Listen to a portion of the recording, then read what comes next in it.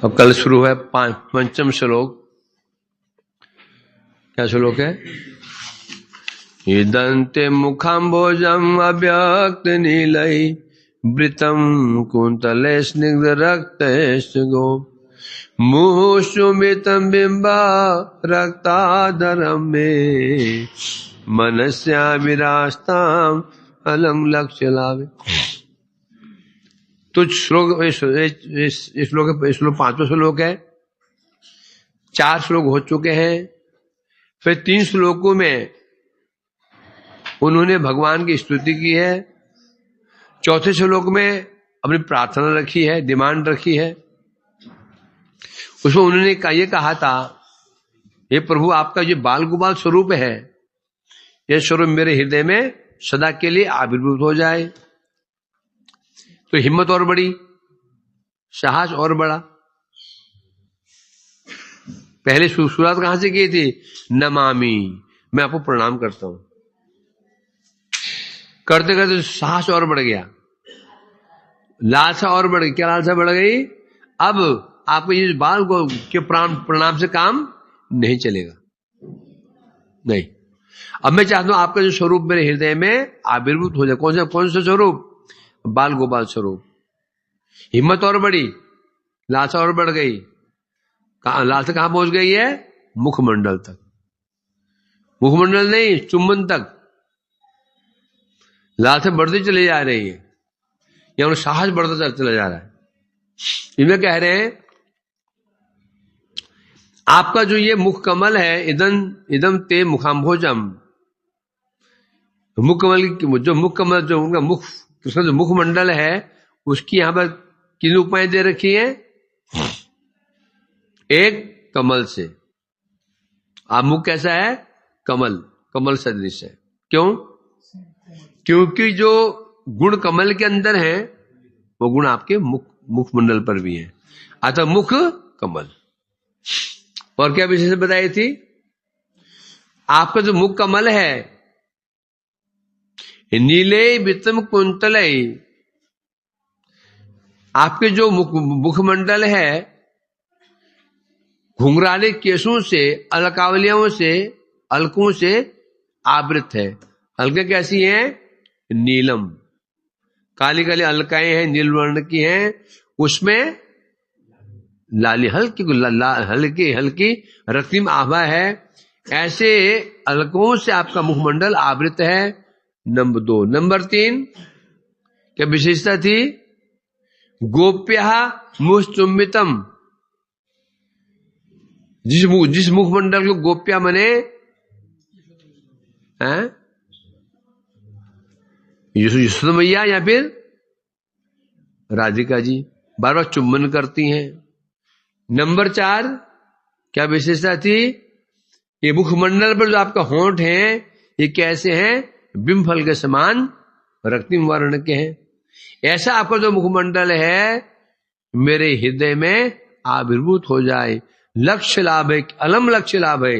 यदि ये ऐसा हो गया तो लाखों लाखों लाखों जितने प्रकार के साध्य हो सकते हैं, प्रयोजन हो सकते हैं, मुझे क्या मतलब? और मतलब क्या हुआ? ये अन्वय हुआ। अन्वय क्या हुआ? यदि मुझे आपका मुखमंडल, आपका ये मुखमंडल हृदय में आविर्भूत हो गया तो अन्य अन्य जो जितने भी कामनाएं हो सकती हैं, साध्य हो सकते हैं, उनका क्या महत्व है? व्यतिरेक। और यदि यही नहीं हुआ, आपका मुख कमल का दर्शन मुझे नहीं हुआ, हृदय में आविर्भूत तो नहीं हुआ आपका मुखमंडल, तो लाख लाख मेरे को साध्य मिल जाए, प्रयोजन मिल जाए, वस्तु मिल जाए, तो क्या लाभ है? तात्पर्य कहना ही है। तो कल टीका हम पढ़ रहे थे, इसकी टीका हो गई थी क्या? चल रही थी। तो मुखमंडल कैसे है? वृत्तय वितम कुंतलय। कुंतलय मैंने, कुंतल में क्या होता है? अलके, घुंघराले। कुंतल कहते हैं घुंघराले। घुंघराले केशों से आपका मुखमंडल आवृत है। कैसा लग रहा है? मानो नील कमल के ऊपर भ्रमर मंडरा रहे हो। कृष्ण मुख कैसा है? नील, श्याम वर्ण है। और भ्रमर कहां मंडराते हैं? कमल के ऊपर। और जब भ्रमर कमल पर फूल पर बैठता है, वो बैठते ही उड़ जाता है, बैठा नहीं रहता उसके ऊपर। कभी पार्कों में जाना, बगीचों में जाना, जो भ्रमर उड़ता उड़ता आता है, टच करता है, निकल जाता है, फिर टच करता है, टच करते वो ले लेता है, टच करते मकरंद ले लेता हूं। अधिक समय बैठता नहीं है, इसलिए कहते हैं मधुकरी। मधुकर की फूल के ऊपर 10 मिनट नहीं बैठता। मधुकरी क्या है? गृहस्थ घर में गए, राधे श्याम लिया, अगला घर, ये नहीं वहीं बैठ के जम करके, और ये क्या चल रहा है? लाओ पराठे, लाओ कुछ, हैं, दूध लाओ, जूस पियो। ये मधुकरी नहीं है। मधुकर जैसे किसी पुष्प के ऊपर कुछ सेकंड बैठता है। कभी देखा क्या? कहां देखा? कमल कहां देखा? दूसरा कहां देखा?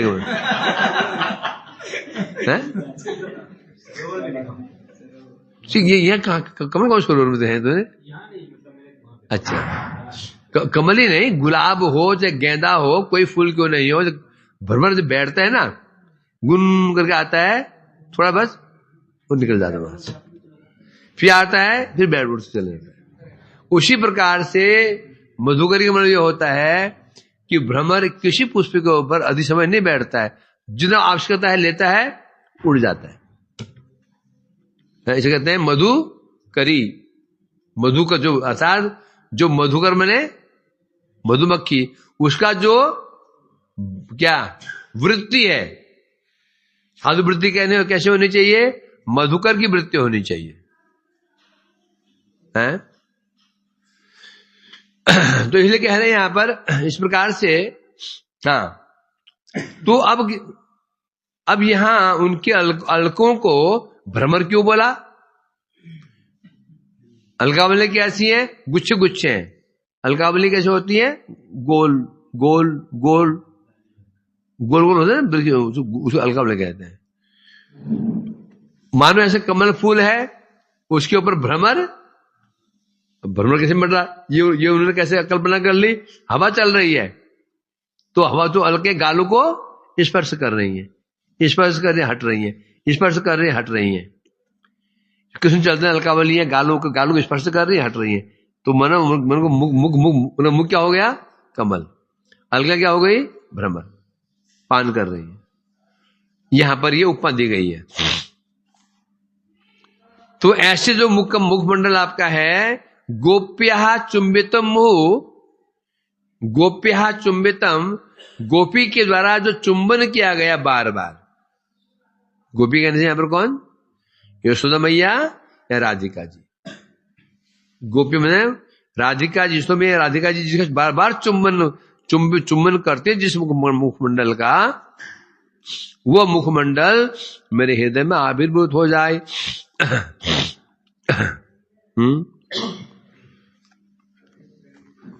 उसके पश्चात क्या आया? बिंबाधरम, रक्त बिंबाधरम में, अर्थात जिस मुखमंडल में कृष्ण ने कहा, और मुखमंडल की और कुछ महिमा गान करो। मेरा मुखमंडल है, उसको और भी कोई महिमा है क्या? है ना, बोल क्या महिमा है? इस मुखमंडल के ऊपर 2 होंठ हैं। वो होंठ कैसे हैं?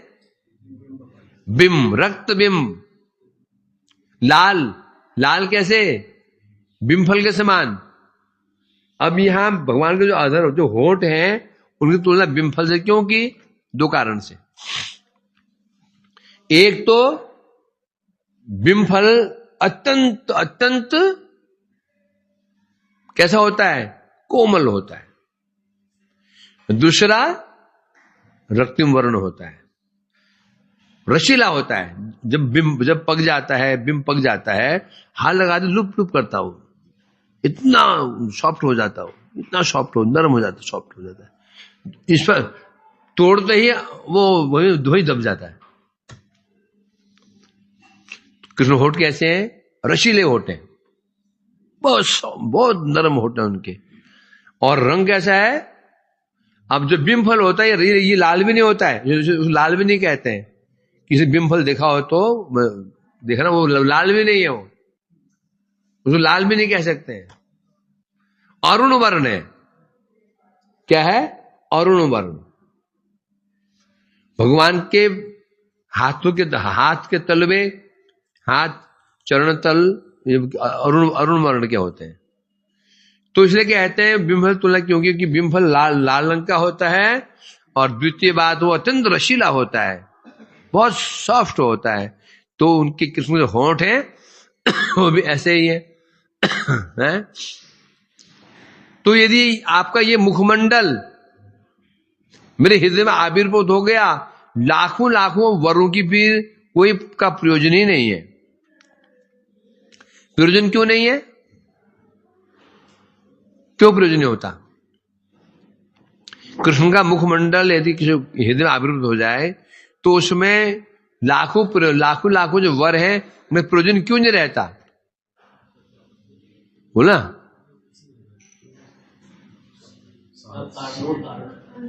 आनंद स्रोत तो भगवान कृष्ण।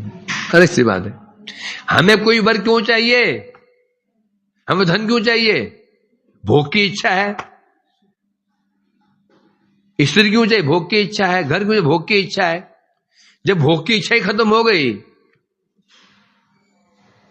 कृष्ण का मुखमंडल हृदय प्रवेश करते ही सब देहात्म बुद्धि खत्म,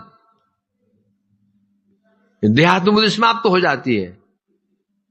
जब देहात्म बुद्धि समाप्त होगी तो भोग करने की इच्छा होगी। धन की इच्छा किसको होती है? धन की इच्छा किसको होती है? जो भोग करने की इच्छा है। ये भोग करने की इच्छा नहीं है, वो उसको धन की इच्छा नहीं होती है। धन ले लिया, लॉकर बंद कर दिया उसको, और क्या खा क्या रहा है? रुकी सुखी रोटी खा रहा है। रह कहां रहा है? खाली छप्पड़ के नहीं, छप्पड़ में रह रहा है। ऐसा होता है क्या? धन किसको चाहिए? जिसकी भोग की कामना है, होते ना। इसलिए कह रहे हैं जब आपका मुखमंडल में हृदय में आविर्भूत हो जाएगा तो फिर जितने प्रकार के सुख हैं क्या हो जाएंगे? तुच्छ। क्या हो जाएंगे? तुच्छ। जब सुखी तुच्छ हो गए तो उनका वरदान क्यों मांगेंगे? जब हृदय भोग की कामना हमारे पास नहीं है तो भगवान मांगेंगे? सुख संपत्ति घर आवे कष्ट मिटे तन का बोलेंगे? नहीं बोलेंगे। कब बोलेंगे? है? जब हृदय में भोग की कामना हो। इसलिए कहते हैं कि मन अलम, लाखों वरों का कोई प्रयोजन ही नहीं है। क्योंकि कारण क्या है? आपका मुखमंडल हृदय में आविर्भूत होते ही जितनी मेरी कामनाएं हैं, वासनाएं हैं, सब जड़ से ही समाप्त हो जाएंगी। इसकी टीका आगे पहले बोल दी गई है। अब आते दिग्दर्शनी वृत्ति में। भगवान शतपथ मुनि की भावना को जान गए। भगवान अंतर्यामी है। शतपथ मुनि के हृदय में क्या भाव है वो समझ गए। भगवान बड़े प्रसन्न हुए, स्तुति से बड़े प्रसन्न हुए। तब कह रहे हैं मुनि मैं प्रसन्न हूं तुमसे, वर मांग लो। तो मुनि ने कहा प्रभु आप कौन हैं? क्या है? वरेशाद। आप कौन है? वरेश हैं। वर देने वालों में सर्वश्रेष्ठ हैं। जितने वर देने वाले जगत में हैं आप उनको भी वरदान देने वाले हैं। क्या है? क्या हो? हिमाद्रिजा पुलोमजा ब्रिज क्या हो? अपार सिद्ध दीदी वही क्या है? वही है।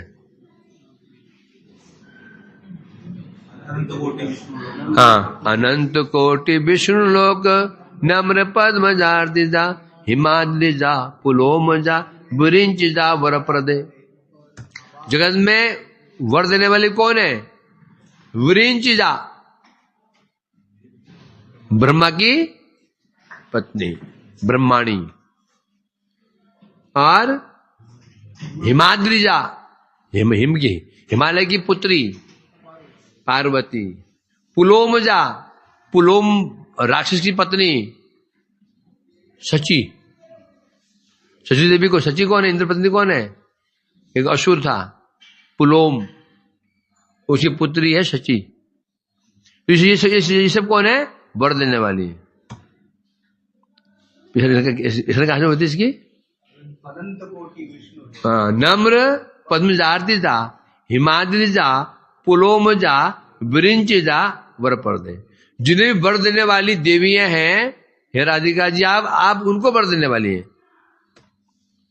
हिमाद्रिजा कहो पार्वती, पुलोमजा कहो शची, और वृंजा कहो सरस्वती। सरस्वती हो या पार्वती हो या इंद्राणी हो, ब्रह्माणी हो, जितनी देवियां हैं आपको ना वर पर दे, आप उनको भी वरदान देने वाली है। उसी प्रकार से जितने भी देवी देवता वर देने वाले हैं, भगवान उन देवताओं को भी वर देने वाले हैं। तो इसलिए कह रहे हैं ऐसे, जो उसी प्रकार से कह रहे हैं यहां पर, आप कौन है, वर देने वालों में सर्वश्रेष्ठ। जितने वर देने वाले हैं आप उनमें सर्वश्रेष्ठ, यहां तक कि उन वर देने वालों को भी आप वरदान देते हैं, है ना। किंतु मुझे उन वरों से कोई प्रयोजन नहीं है। जो आप वर देते हैं, सबको वर देते हैं, मुझे उन वरों से कोई प्रयोजन है ही नहीं। ना मुझे भुक्ति चाहिए, ना सिद्धि चाहिए, ना मुक्ति चाहिए, ना वैकुंठ चाहिए, ना आपके अन्य अन्य जो चतुर्भुज स्वरूप है, ना वो चाहिए, नहीं चाहिए। कई विचित्र बात है। भुक्ति नहीं, मुक्ति नहीं, सिद्धि नहीं, यहां वैकुंठ नहीं, वैकुंठ में जिन्हें अवतार हैं वो भी नहीं चाहिए, मुझे उनकी जरूरत नहीं है। तो क्या चाहिए, तो बता रहे इदम ते मुखाम भोजम, आपका जो यह, इदम माने यह, ते माने आपका मुख कमल। आपको जो मुख कमल है ना, ये है जो मुख कमल है, बस मैं चाहता हूं क्या, मनुष्य आविरा, आविरा मनुष्य आविर, मेरे मन में ये आविर्भूत हो जाए। अर्थात ध्यान योग से यहां पर सत्यव्रत मुनि सिर्फ ध्यान में ही देख रहे हैं। बोले इदम इदम, इदम क्यों कह रहे हैं, इदम मैंने यह, इदम मैंने यह लीलाएं कब हो चुकी हैं, सत्यव्रत मुनि कहां बैठे हुए हैं, तो इदम इदम क्यों बोल रहे हैं वो। अर्थात ध्यान में जो अष्टक लिखा गया, ये अष्टक क्या है, ये समाधि। जैसे भागवत क्या है, समाधि भाषा। वेद व्यास जो समाधि में देखा, प्रत्यक्ष देखा, वो लिख रहे हैं। उसी में जो अष्टक है, ये भी सत्यव्रत मुनि साक्षात देख रहे हैं। शायद कैसे, ध्यान में देख रहे हैं, जो देख रहे हैं लिख रहे हैं। जब ध्यान में देख रहे हैं भगवान का, जो उन्होंने मुख का सौंदर्य देखा, तो ये बोलेगा ना, यह है मुझे ये करताल दो। मैं क्या बोलूंगा, जब मुझे करताल दिखेगी ना, और मेरे पास में ही होगी करताल रखी वहां पर, मैं क्या बोलूंगा, मुझे वो करताल दे दो, मुझे वो करताल दे दो। अगर यहां रखी हो तो क्या बोलूंगा, मुझे ये करताल दे दो, है ना। इदम तत्, इदम माने यह, तत् माने वह हम कब लगाते हैं, जो वस्तु दूर होती है वह, उसे मुझे वह दो, मुझे यह दो। यह मतलब यहां पर सत्यव्रत मुनि ध्यान में प्रत्यक्ष भगवान का दर्शन कर रहे हैं। जो उन्होंने मुखमंडल का दर्शन किया था, उसके सौंदर्य के प्रति आकर्षित होकर के वही मांग रहे हैं। क्या आपका जो बाल गोपाल रूप है, पहले कहा था मुझे आपका ये वपु, इदम ते वपु, वपु माने शरीर, इसका दर्शन चाहिए हृदय में। फिर कह रहे नहीं नहीं, तो आगे और हिम्मत बढ़ी। कैसा बता रहे हैं, फिर क्या बता रहे हैं, आपके इस वपु में जो आपका मुखमंडल है, वो आपका वो मुख कमल जो मेरे हृदय में आविर्भूत हो जाए। कैसा है वो, जो घुंघराले केशों से आवृत है,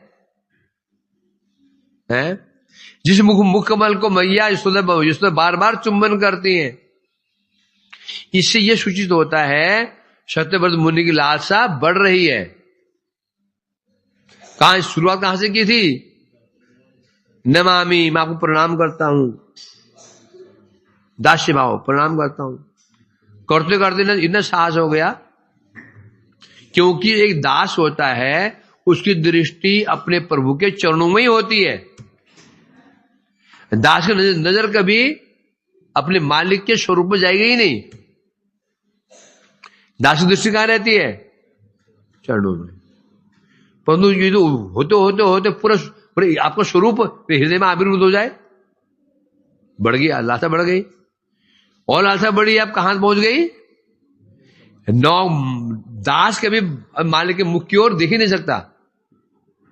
देखिएगा, तो दास कभी प्रभु के मुख की ओर कभी देगी, हिम्मत नहीं बढ़ेगी तो ऐसे मुख देखने की। हिम्मत पड़ती क्या मुख देखने की? नहीं। वास्तव दास होते हैं वो इसी चरण में रहते हैं, बस इससे ऊपर नहीं। हाँ हाँ हाँ, मालिक जी क्या करना है, इससे ऐसे नहीं। ऐसा देखिए, ऐसे देखिए मुख की ओर देखा क्या होगा? अवज्ञा, अपमान। अब तो नहीं होता, पहले होता था। ये जो नौकर होते थे जमींदारों के मुख्य देखते नहीं थे, वो दिखा तो गर्दन कट जाती। इतनी हिम्मत तूने मेरे मुख की ओर देखा, आंखें निकाल लेते थे, इन्हें कट्टर होते थे। हाँ, तो अब इनकी लालसा बढ़ रही है। पहले श्लोक में तो केवल आंखों से दर्शन करना चाहते थे, अब कहां तक बात पहुंच गई? चुंबन करने की इच्छा भी हो गई है। आपने कैसे कहा चुंबन करने की इच्छा हो गई है? वर्णन क्यों कर रहे हैं? मैया आपके मुख का चुंबन कर रही है। क्यों कह रहे हैं ये? जब कहा ना, जिस गली में जाना नहीं उस गली का एड्रेस क्यों पूछना? विजय कहां गया? हैं? विजय, ओ विजय, ऊपर के नीचे एक झटके में निकल जाते हैं। और कौन गायब है? और कौन गायब हुआ? सब बैठे और जिंदा है कि नहीं? सांस चल रही है? हिल रहा है? नहीं तो सीट बुक कर दूं मोक्ष धाम में, शमशान घाट में। भारी भी है, बहुत भारी है, इसलिए बड़ा मुश्किल जाना होगा। इसके लिए चाहिए वो एम्बुलेंस चाहिए, वहां ले जाएंगे लाद करके रिक्शे में। क्या सो रहा क्या? मैंने इसे कहा कि वहां सीट बुक कर दो मोक्ष धाम में, कि 7 फीट का है मोचरी, क्या दो है? बोला कि बिन्नी बड़े वहां सीट ही नहीं है। दो जो जोड़ देंगे।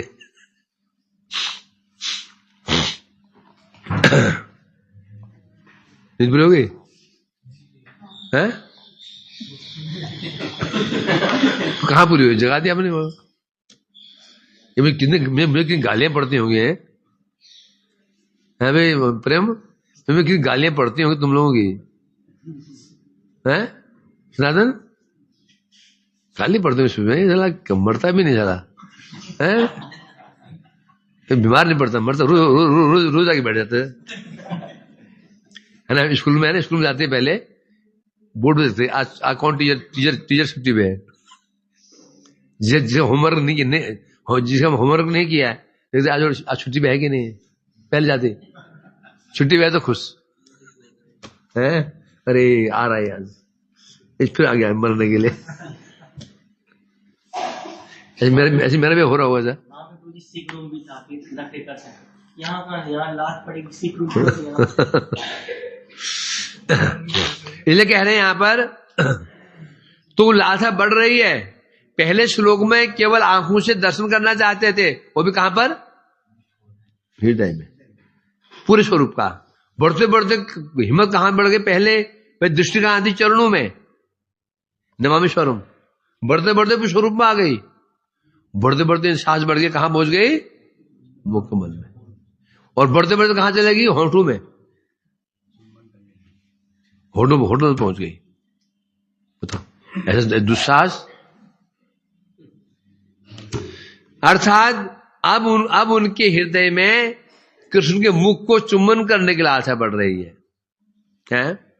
यही कह रहे हैं, क्या जो मेरी लालसा है, ये आशा है, क्या पूर्ण होगी?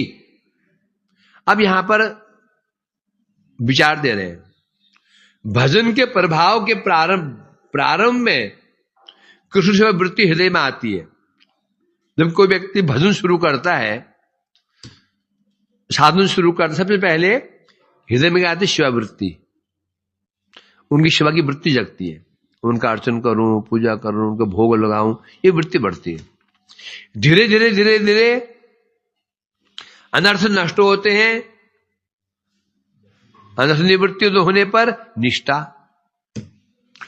प्रगाढ़ हो जाती है, रुचि प्रगाढ़ हो जाती है, आसक्ति प्रगाढ़ होती है भाव, और भाव ही प्रेम बदल जाता है, और शिवा की वृत्ति बढ़ती जाएगी। शुरुआत कहां से हुई थी? शिवा की वृत्ति से। जब साधक भजन शुरू करता है, उसकी क्या बढ़ती? शिव वृत्ति बढ़नी शुरू हो जाती है। बढ़ते बढ़ते बढ़ते बढ़ते बढ़ते बढ़ते कहां तक पहुंच जाती है? प्रेम तक। रुकेगी नहीं, परंतु ये बढ़नी शुरू हो जाती है तो फिर बढ़ती चली जाएगी। परंतु एक विशेष बात है, सिद्धांत यही है, जिस साधक का जो स्वरूप है, उसकी लालसा वहीं पर ही समाप्त हो जाएगी, बढ़ेगी नहीं, ऊपर आगे नहीं बढ़ेगा वो। यदि वो दास्य भाव का सेवक है तो उसकी लालसा कहां तक जाएगी? बस भगवान के चरणों में प्रणाम करता रहूं, चरणों की सेवा करता रहूं, बस। इसके ऊपर लालसा उसकी बढ़ेगी ही नहीं बढ़ेगी। यदि सख्य रस का है तो केवल बस क्या भावना आएगी? मैं भगवान के साथ सच्चे भाव से उन्हें क्रीड़ा करूं, बस। इसके ऊपर नहीं बढ़ेगा, फिर वो बढ़ेगा नहीं। यदि वात्सल्य रस का है तो उसकी शिव वृत्ति कहां तक पहुंचेगी? लालसा वात्सल्य भाव तक, आगे नहीं बढ़ेगी। मैं कृष्ण को लालन पालन करूं, यहां तक, उसे बढ़ेगी नहीं। और मधुर रस का है तो बढ़ते बढ़ते लालसा बढ़ते बढ़ते बढ़ते मधुर भाव तक पहुंच जाएगी। इसलिए कह रहे हैं यहां पर, अब ये सिद्ध हो गया, ये जो सत्यव्रत मुनि है, ये दास्य रस के तो नहीं है। क्यों नहीं है? क्योंकि शुरुआत कहां की थी? चरणों से, नमामि, लालसा बढ़ गई। वो कहां तक पहुंच गई है? ये कहां तक पहुंच गई है? भगवान के मुख कमल तक पहुंच चुकी है। इसका मतलब इनका अधिकार मधुर रस तक का है, नीचे नहीं है, तभी इनकी लालसा बढ़ रही है। हनुमान जी कभी लालसा ही नहीं होगी भगवान के साथ कबड्डी खेलूं, कभी नहीं हो सकती। राम कभी कहे हनुमान चलो आज तो कबड्डी खेलने चलो। प्रभु जी आप कैसी बातें करते हैं? तो चलो लंगोट पहनो। यदि अखाड़े में उतर भी गए तो हनुमान केवल पकड़ेंगे। राम जी ने लंगड़ी मारी तो ऐसे हनुमान ऐसे गिर जाएंगे जानबूझ करके, जानबूझ हार जाएंगे वो, कृष्ण प्रहार नहीं कर पाएंगे वो। क्यों? उनका अधिकार कहां तक है? दास्य तक है कि नहीं? जैसे सखा लोग ब्रज में कृष्ण पटक देते हैं, जबरदस्त जोर से पटक देते हैं, छाती बैठ जाते हैं उसके, है ना? वो क्यों? कारण क्या है? अधिकार जहां तक होता है, मतलब जिसका जो स्वरूप है, तुम्हारा एक स्वरूप है, मेरा एक स्वरूप है, इसका एक स्वरूप है, सबका कोई स्वरूप है। कि स्वरूप दास्य का होगा, या शक्ति का होगा, इस वात्सल्य का होगा, ये मधुर का होगा। जिसका जो स्वरूप है उसकी लालसा उतनी तक ही बढ़ेगी, उससे ऊपर नहीं बढ़ेगी। जगत में देखा जाता है, एक मांसाहारी जो कोई व्यक्ति है, उसे लालसा कहां से बढ़ सकती है? मांस तक है, नीचे आरंभ करके सुअर, ऊपर बढ़ते बढ़ते ऊपर, बस उसे ऊपर बढ़ेगी नहीं। और जो शाकाहारी है तो उसी लालसा बढ़ेगी, और बढ़ जाए और बढ़ जाए और बढ़ जाए और बढ़ जाए। सारा जो लालसा का आधार क्या है? स्वरूप। उसी प्रकार से जिसका स्वरूप ही दास्य रस का है, तो लालसा कहां से रहेगी? बस उसी की लालसा रहेगी, बस हे भगवान बस अब मुझे अपने चरणों में स्थान दे दो, अब चरणों की सेवा करता रहो, बस। लालसा बढ़ेगी ही नहीं उसकी, परंतु ये लालसा बढ़ रही है इनकी। जैसे हम पढ़ रहे हैं, कहां पढ़ रहे हैं? वृद्ध भागवत में तो पढ़ रहे हैं गोप कुमार जी। गोप कुमार जी कहां से बढ़े? उनकी यात्रा शुरू कहां से हुई? गोप कुमार जी की? अरे कहां शुरू हुई? प्रयाग से नहीं, प्रयाग से तो प्रयाग से तो उनकी हुई थी।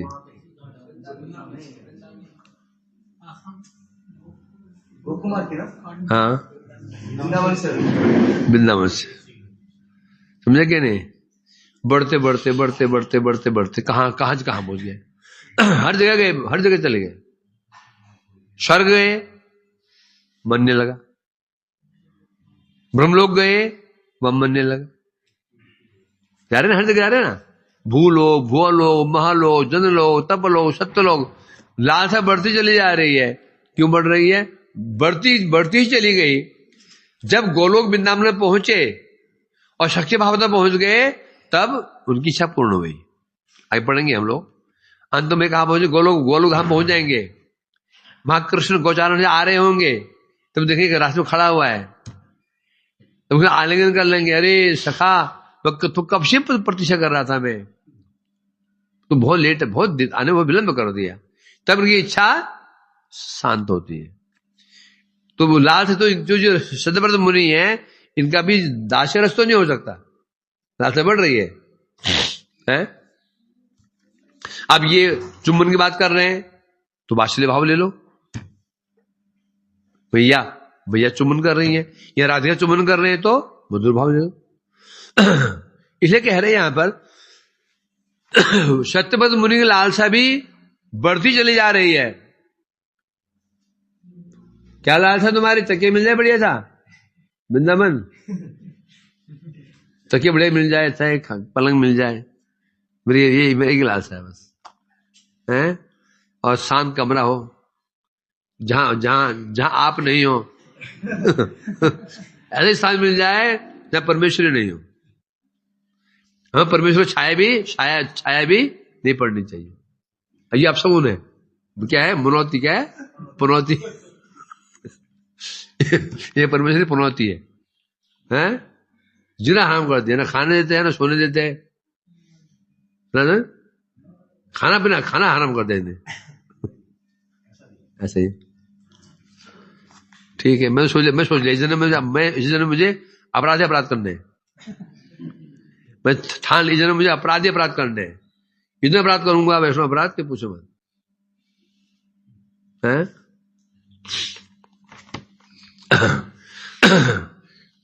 अब यहां बता रहे भक्ति क्रम से इनकी लालसा बढ़ रही है। अब भक्ति क्या कर रहे हैं? क्या भक्ति कर रहे हैं? कीर्तनम कर रहे हैं, गुणानुवर्णन कर रहे हैं, स्मरण कर रहे हैं। ये सब कैसे होगा? भक्ति कर्म से होगा। ये आज भाई श्रद्धा होगी, फिर साधु संग होगा, फिर साधु संग में भजन शुरुआत करेंगे, फिर भजन करते करते अनर्थ नाश होंगे। ये भक्ति कर्म से होगा। अब यदि हम भक्ति जो तीव्र होगी उतनी जल्दी होगा। समझा कि नहीं? जो हम सब डिपेंड करता है हमारे साधन की तीव्रता। साधन कितना तीव्र है? पूछे हम गोलोक कब तक पहुंच जाएंगे? वो तुम्हें डिपेंड करता है। हम वो दिल्ली कितने घंटे का रास्ता है? मैंने कहा 2 दिन का, 3 दिन का रास्ता है।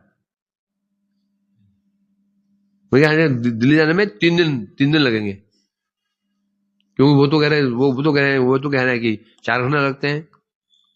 मैंने कहा केवल 10 मिनट लगते हैं बस। 10 मिनट लगते हैं? आगरा में जाओ, प्लेन पकड़ो, पहुंच जाओ दिल्ली। गाड़ी पकड़ो, बस पकड़ो, 3 मिनट पहुंच गए। और यदि जा रहे हो पैदल तो फिर 3 दिन लगे। यदि बैठ के जा रहे हो दंडोती करते हुए तो फिर लगेंगे 7 दिन। दूरी उतनी ही है, दूरी 150। दूरी कितनी है? 150 किलोमीटर है दिल्ली यहां से। दूरी उतनी ही है। जो चल रहा है उसका माध्यम क्या है? क्या वो पैदल चल रहा है, साइकिल से चल रहा है, दंडवती करते हुए जा रहा है, या रोलिंग होते हुए जा रहा है? रोलिंग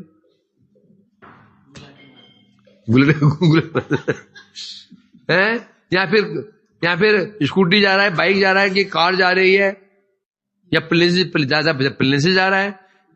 डिस्टेंस तो वही है। तो गोलोक धाम की डिस्टेंस उतना ही है, ना बड़ा ना घड़ा। अब जो चल रहा है उसके ऊपर जो साधन बदन उसका है, वो किस गति से चल रहा है। गति है यदि 0 डिग्री है, या 1, 2, 3, तो कैसे होगा? क्या होना चाहिए? 80 पार होना चाहिए, 90 होना चाहिए, तब वो जो हमारी चल रही है अभी, ये ऐसा लगता है 150 जन्म तो लगे जाएंगे। समझा क्या नहीं? इसलिए कह रहे हैं यहां पर, यहां सनातन गोस्वामी जी इसका एक अर्थ और बता रहे हैं। कृष्ण के होंठ इतने सुंदर होने पर भी, उनका होंठ कितने हैं, जिसके इतने सुंदर होंठ हो, और वो स्वयं दूसरों का अधरपान करने के लिए क्या करते हैं? ललचाते हैं। जिनका अपने होंठ इतने सुंदर हो, वो कृष्ण दूसरों का होंठ चुंबन करने के लिए लालायित रहते हैं। क्या हाल है? तो उसने कहा भाई बताओ, किनका चुंबन किया उन्होंने? कृष्ण ने। किसका अधरपान किया कृष्ण ने? मेरे गोपियों किया। क्या प्रमाण क्या है? उद्धव संदेश में जो उद्धव जी ब्रज में पहुंचे गोपियों को सांत्वना देने के लिए, तो गोपियां स्वयं कह रही हैं, शकृत अधर सुदाम स्वाम मोहिनी पाइत्वा। उद्धव जी, कृष्ण बड़े चतुर हैं। उन्हें पता था कि भविष्य में मैं गोपी को छोड़ करके यहां से मथुरा जाऊंगा, इसलिए जानबूझ करके जबरदस्ती उन्होंने हमको अपना अधरामित पान कराया, कि जब चला जाऊंगा तो मेरे हृदय में, मेरे विरह में ये मर जाएंगी, तो मजा नहीं आएगा। मजा कब आएगा? तड़पे। समझे कि नहीं? समझे कि जब बह लिया, जहां से नहीं मारता, मजा नहीं आएगा ना। तड़पे, छड़क फड़प फड़प फड़प फड़प फड़प, तो मजा ही कुछ और देखने का। तो कृष्ण ने विचार किया, भविष्य में मुझे बर छोड़े जाना है, और मेरे जाते ही ये मर जाएंगी, तो इन्हें मरना नहीं चाहिए, इनको तड़पना चाहिए, तब मुझे अच्छा लगेगा। है अर्थात क्या, जहां विरह में तड़पेंगी कृष्ण को यह अच्छा लगता है। ये जानबूझ के उन्होंने जबरदस्ती एक क्षण के लिए हमें अधर्मित पान कराया, जिससे विरह में हम मर ना पाए, कि छटपटाए। बोले क्यों मरेंगे क्यों नहीं? अमृत पान कर लेना। क्या पान कर? अमृत। क्या पान कराया? अमृत। जो अमृत पान कर लेने मरता नहीं हो, जबरदस्ती हमको अमृत पान करा दिया कि मरे ना, वहां भी वही। अब हम मरना चाहती भी हैं, मर नहीं पा रही, प्राण नहीं निकल रहे।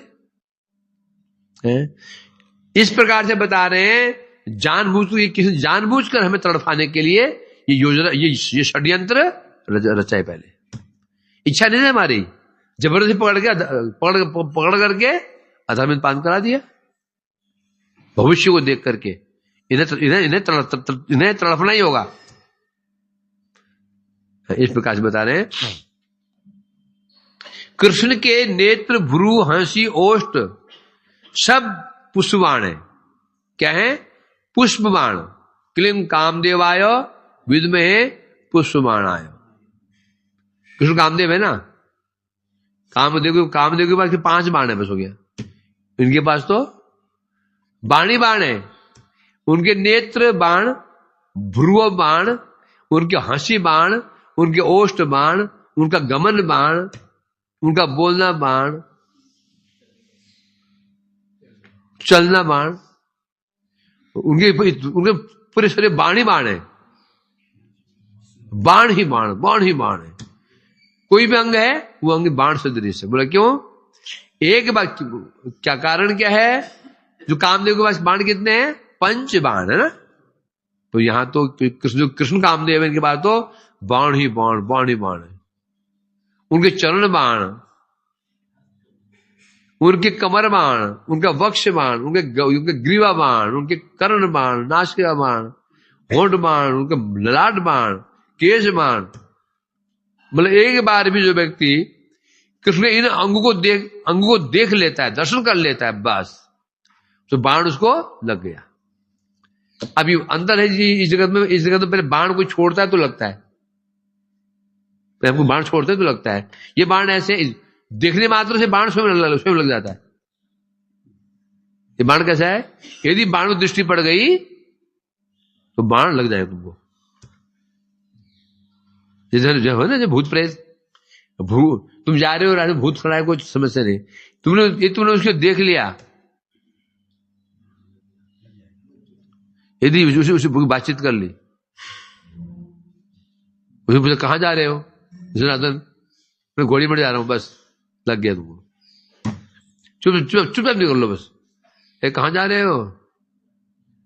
कहां जा रहे हो? हरे कृष्ण। जहां बातचीत उसे की, उसको देखा तो लग गया। कृष्ण पांडे जी भूत हैं ये। एक बार कृष्ण के मुख की ओर देख लिया, उन्हें अधरों को देख लिया, उनके नासिका को देख लिया, बस देखते ही समझो वो बाण लग गया है। और वो बाण ऐसा बाण है जो बाण निकलता नहीं है। ये जगह तो बाण लगता है ना, तो ऑपरेशन से उस बाण को निकाल देते हैं। ये बाण लगता है तो फिर निकलता नहीं है। ये बाण और भी गहरा घुसता ही चला जाता है। अमोघ बाण है? उसकी क्या अवस्था हो जाती है?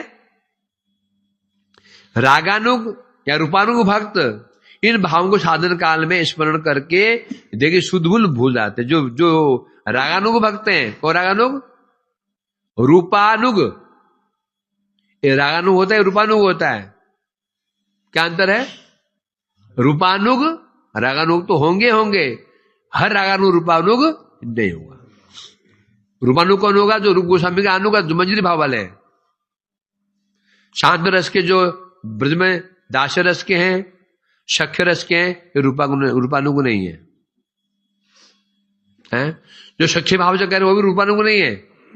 गौड़िया कौन है? रूपानुग। जो सखी भाव से भगवान के सखी भाव से राधा कृष्ण की आराधना कर रहे हैं, गौड़ी वो भी नहीं है।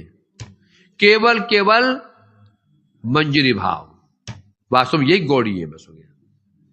रूप गोस्वामी अनुगत्य वाले ही गौड़ी हैं, और गौड़ी कोई नहीं है। इसलिए बता रहे हैं जो रूपानुग भक्त होते हैं, इन भावों को साधन काल में स्मरण करते रहते हैं। स्मरण करते देह और गेह की शुद्ध बुद्ध खो बैठते हैं।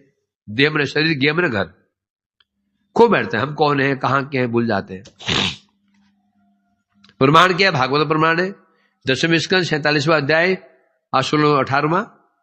यद अनुचर लीला कर्ण पीयूष विप्रुट शक्रदन विदुत द्वंद्व धर्मा विनष्टा सपदि गृह कुटुम्बम दिन मुसृज्य दीना बहि बहुंगा भिक्षुचर्याम चरंती। यद अनुचर लीला, जो भगवान ने लीलाएं की हैं, जिस कर्ण पीयूष है, जो लीलाएं भगवान ने की हैं, एक बार वो लीलाएं किसी कानून में प्रवेश कर जाती हैं तो क्या होता है? सकृत अदन विधुत द्वंद्व धर्म। जितने द्वंद्व धर्म है, द्वंद्व धर्म कहने से, जितने द्वंद्व कहने से संसार आसक्ति, माता पिता भाई बंधु पत्नी पुत्र, जितने भी ये आसक्तियां हैं, यही है द्वंद्व धर्म। काम क्रोध, जितने द्वंद्व धर्म है, ये विनष्ट हो जाते हैं। किसका किसका? एक बार अनुचित लीला, जो किसने जो लीलाएं की हैं, एक बार कर्ण पीयूष कानों घुस जाती, कदम प्रवेश कर जाती हैं। विधूत द्वंद्व, जिन्हें द्वंद्व धर्म है, दैहिक धर्म, देह धर्म, दैहिक धर्म, धूत नहीं विधूत, मतलब जड़ से खत्म हो जाते हैं। उसकी स्थिति कैसे हो जाती है? सपदि गृह कुटुंबम दिन मुसृज्य दीना, वो गृह कुटुंब को, सपदि मतलब पूर्ण रूप से घर त्याग देता है, कुटुंब त्याग देता है, माता पिता भाई बंधु त्याग देता है, और क्या बन जाता है? दीनहीन। गृह त्यागा, सब त्याग तू करके कैसे बन जाता है?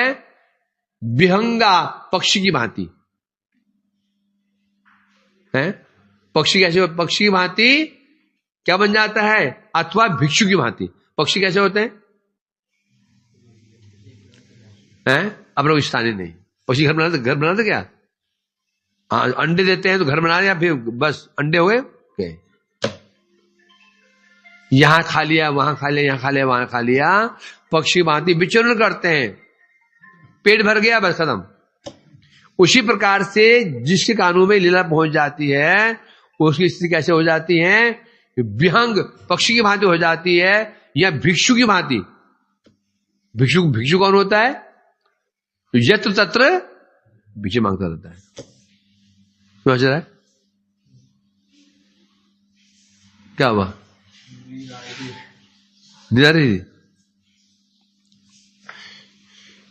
और क्या होता है? उस सृज्य गृह कुटुंबम, वो गृह को त्याग नहीं देता है। त्यागना अलग बात है। त्यागना, त्याग दिया मतलब क्या हो गया? बुद्धि से त्यागना, त्यागता नहीं है। क्या? छूट जाता है। छोड़ना, घर छोड़ना, घर छूटना, अंतर क्या है? हम छोड़ करके आए हैं बुद्धिपूर्वक, नहीं संसार में भजन नहीं होगा। शादी ब्याह हो जाएगा, बच्चों को, फिर बच्चों का बोझ उठाते रहो। शादी हो जाए, ब्याह हो जाएगा, बच्चे हो जाएंगे, बस जीवन भर उनके बच्चों की नौकरी करते रहो। ना भजन नहीं होगा। छोड़ के आ गए, डर के मारे। छूटा मतलब अपने आप चल पड़े होंगे। कोई मर गया, पैदा हो गया, पीछे क्या होगा कोई चिंता नहीं। कहते छूटना, तो क्या होना क्या चाहिए? छोड़ना कि छूटना? छूटना। तो यहां कह रहे हैं जिस कानून में एक बार कथा चली जाती है, गृह आदि सब कुछ छूट जाता है उससे, हैं? जब छोड़ करके आए हैं, बैक टू होम की चांस है क्या? जब छोड़ करके आए हैं, बैक टू होम के चांस है। छोड़ के आए ना, जब पीछे वो हमें लात मार दें, निकलने से, चल, घर वाले ने लात में निकाल दें, निकलने से, निकल लगेगा। अब क्या होगा? छूट गया। अब वापस बैक टू होम की चांस कम हो गई। समझा कि नहीं? इसलिए कह रहे हैं यहां पर, वो भिक्षु की भांति बन जाता है, घर छूट जाता है, कुटुंब भी छूट जाते हैं, और यह पक्षियों की भांति यहां वहां घूमता रहता है। इसलिए कह रहे हैं यहां पर, इस पर सखी कहती, कोई सखी कह रही है, अरे सखी कोई एग्जाम्पल है, उदाहरण है?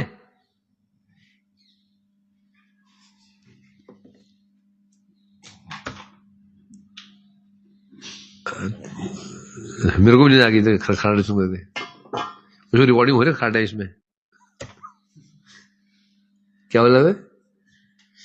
तो ये सखी ने प्रश्न किया राधा जी से, राधिका जी ऐसा क्यों हुआ, क्या ऐसा कि कानून में कथा चली गई हो, उसका घर छूट गया हो, वो पक्षी भाते हो गया हो, कोई एग्जाम्पल है? बोलते हमें तो है ना, दूर क्या जाए, हमें तो उसका उदाहरण है, हम उसके जीवंत उदाहरण है। हमारी क्या अवस्था हो गई है, न घर के रही न बाहर का, घर के रही, कहां पड़ी हुई है हम?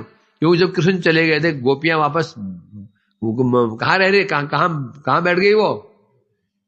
उद्धव क्या रही, वो रहते तो ना हमारा ना घर की रही न कृष्ण की रही। कृष्ण ने तो अपना तो त्याग दिया, और घर कृष्ण ने हमें त्याग दिया, घर हमसे छूट गया। कृष्ण ने हमें त्याग दिया और घर हमसे छूट गया, तो घर के रहे ना कृष्ण के, ये हम तो उसको उदाहरण है ना। इसलिए कह रहे हैं यहां पर, हम बेघर हो चुकी हैं। उनकी बता रहे हैं, तो जो ऐसे भक्त होते हैं उनकी दशा कैसे हो जाती है, उनके क्या लक्षण है, तब बता रहे हैं भागवत का ही। एवं व्रत प्रिय नाम कीर्त्या जातानुरागो दुचित्त उच्चये हसत्ता तरोदिति रोति गायति उन्माद वदित लोक बाह्यम। कैसे पहचानेंगे इसके हृदय, इस कानों में लीला कथा प्रवेश कर चुकी है। कथा तो रोज हम तो रोज सुन रहे हैं, रोज दो बार कथाएं हो रही हैं, तो कथा किसी कान में प्रवेश कर रही है। लक्षण ये है, ये क्या लक्षण है जो बताया भी है। यदि ऐसा हो रहा है तो समझो कानून में कथा पहुंच रही है, यदि ऐसा नहीं हो रहा कानून में कथा नहीं पहुंच रही है, यहां से गुजर रही है, यहां से बाईपास हो रही है एक्सप्रेसवे से, सीधा आर बढ़ जा रही। यदि अंदर घुस जाएगी कथा हृदय में, क्या होगा? विनष्ट द्वंद धर्मा। यदि कथा हृदय में घुस जाएगी एक बार भी, जितने हृदय में काम है, क्रोध, लोभ, मोह, ईर्ष्या, द्वंद्व जितने भी हैं, ये सब नष्ट हो जाएंगे। कैसे बन जाएगा वो? अकिंचन बन जाएगा। कथा सुनने के पश्चात में ऐसा नहीं हो रहा, समझो जो कथाएं हैं कर्ण पुट में नहीं घुस, कान में घुस नहीं पा रही है, घुस भी रहे हैं तो आर पार हो रही है, यहां से निकला यहां निकला। चलो कल देखें सोहन।